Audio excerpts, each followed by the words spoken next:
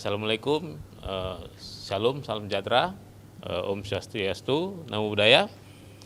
Selamat siang ya rekan-rekan, mumpung lagi bulan puasa ya, selamat menjalankan ibadah puasa bagi yang menjalankannya. Sebenarnya ini kado terindah dua kali ya, kedua kalinya untuk demokrasi kita, di mana saya di sini sebagai ikon pejuang demokrasi, keterbukaan informasi publik. Kembali saya tegaskan bahwa saya tidak merujuk pada satu personal atau keluarga. Kebetulan memang saya di sini memperjuangkan keterbukaan informasi terkait demokrasi pemilu, yaitu pejabat-pejabat yang dipilih secara pemilihan umum. Dalam hal ini adalah Bapak mantan presiden kita, Bapak Jokowi, dan wakil presiden saat ini yaitu Bapak Gibran Rakabuming. Saya menghormati mereka selaku personal, tapi saya selaku publik, saya menjalankan hak-hak saya sebagai publik yang berhak memperoleh informasi apapun terhadap pejabat-pejabat publik. Seperti itu. Jadi di sini saya mau cerita kerangka besarnya dulu bahwa keterbukaan informasi publik ini adalah jaminan ke kita bahwa negara republik ini akan tetap berlangsung demokrasi. Karena sejatinya memang informasi publik itu sifatnya terbuka dan melakukan secara ketat jika ada yang tidak dikecualikan. Ya, saya cerita sedikit bahwa 2 minggu lalu bersama Bang Mike itu Sentana, kebetulan ada waktu itu penduduk desa dari Banyurejo ya, di Kabupaten Magelang, bertemu dengan kami di sidang KIP Jawa Tengah. Dan ternyata mereka bercerita akan semangatnya karena mendengar kisah-kisah kita tentang keterbukaan informasi publik di ibu kota. Dan mereka tertarik sehingga mereka merasa perlu memperoleh informasi-informasi publik yang ada di pemerintahan desanya. Dan untuk itulah mereka di sana dan bertemu dengan kami. Di mana mereka bersyukur, dia bilang bahwa pada saat mediasi penduduk kepala desanya sudah mau menyerahkan dokumen-dokumennya kecuali satu, yaitu RAB. Pada saat itu saya bilang maju terus karena publik itu sebenarnya punya hak untuk tahu. Dan alhamdulillahnya 2 minggu lalu ya dan diputuskan oleh sidang KIP itu semua sudah dibuka. Maknanya saya mau bercerita bahwa keterbukaan informasi publik itu sekarang sudah menjalar, bukan hanya di ibu kota, bukan hanya di level pemerintahan pusat. Ternyata sekarang di desa-desa juga. Bahkan saya kedatangan juga tamu saya, yaitu Bapak Pak Riki, yang juga menyatakan bahwa keinginannya keterbukaan informasi terhadap tanah di Banyurip, di Bekasi, di Gresik ya.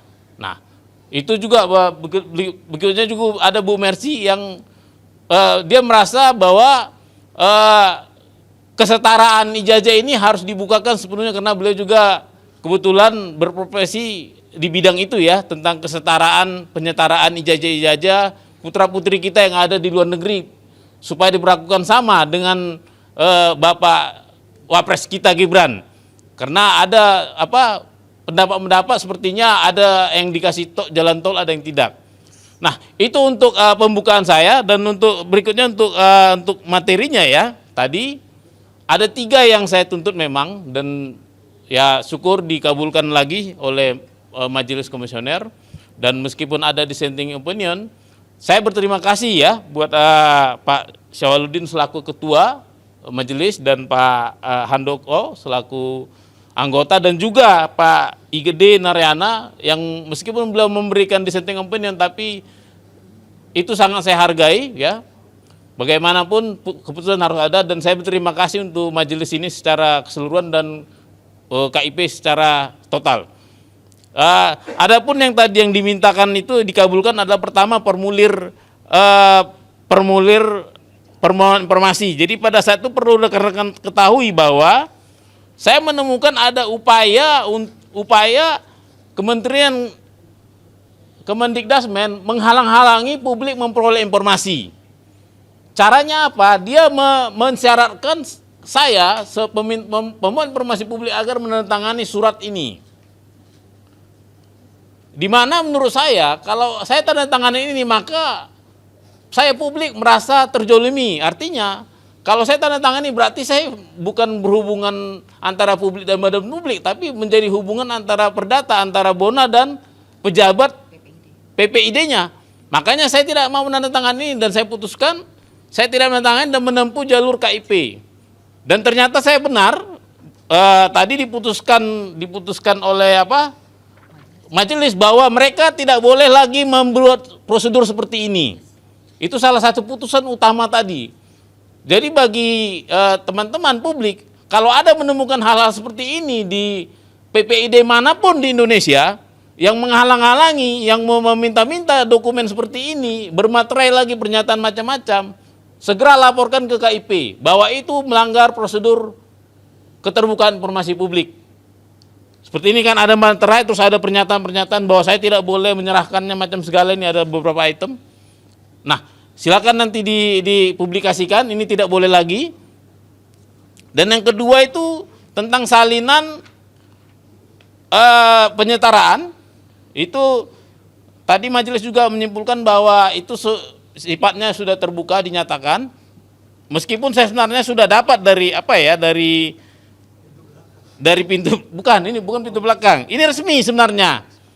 Ini dari KPUD Kota Solo, Surakarta. Hanya masih ada ditutup-tutupin. Ya, namun saya perlu klarifikasi ini ke pihak yang mengeluarkan. Ini kan pihak pengguna. Makanya saya minta ke Kemendikdasmen selaku lembaga yang mengeluarkannya. Dan ternyata tadi sudah diputuskan majelis bahwa ini sifatnya terbuka untuk umum. Karena memang ini menjadi syarat pengganti ijazah.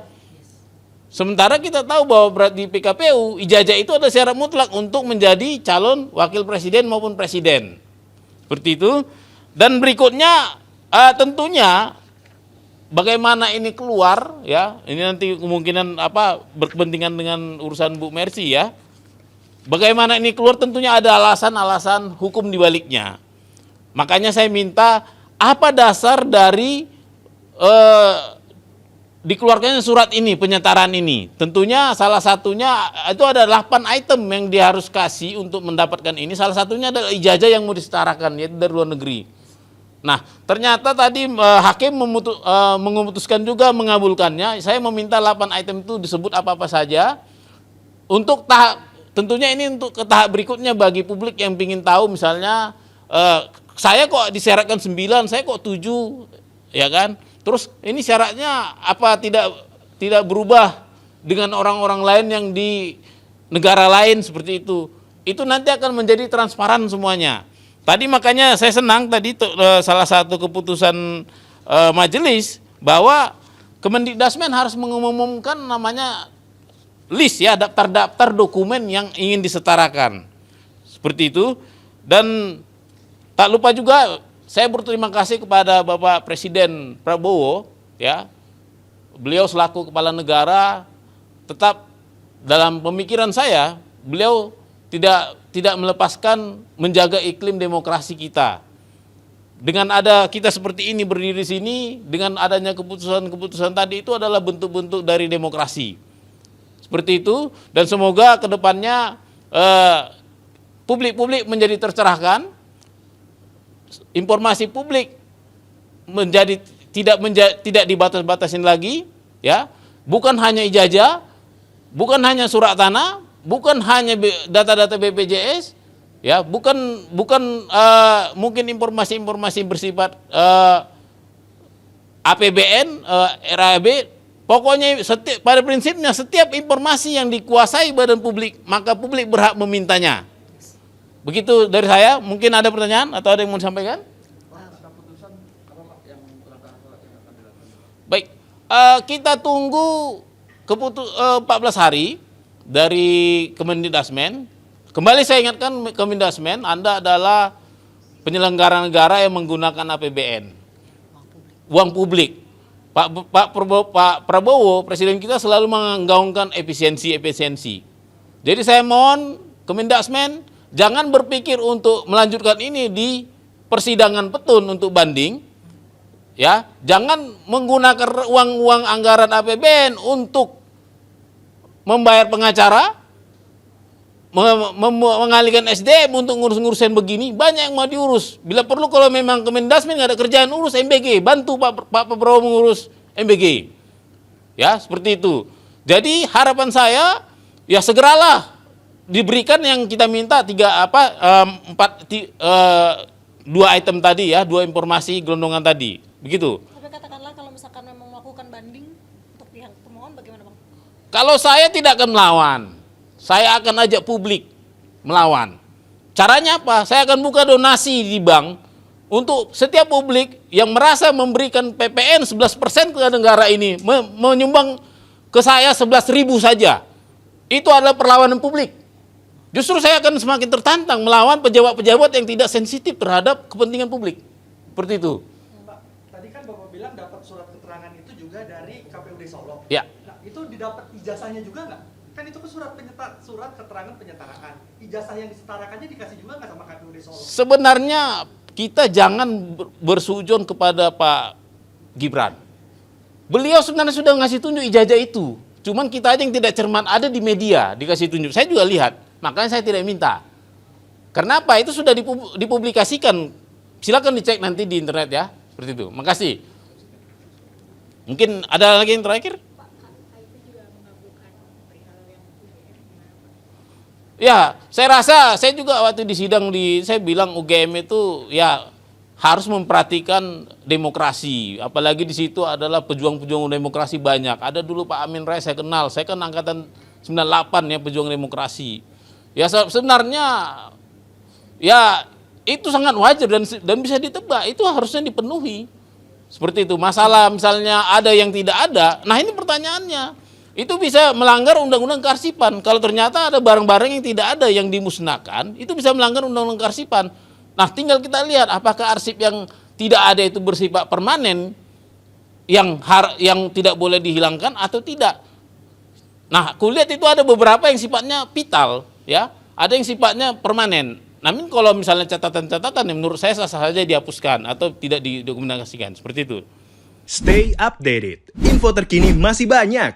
Jangan lupa subscribe, like, dan share YouTube official OKZone. Dan selengkapnya ada di okezone.com.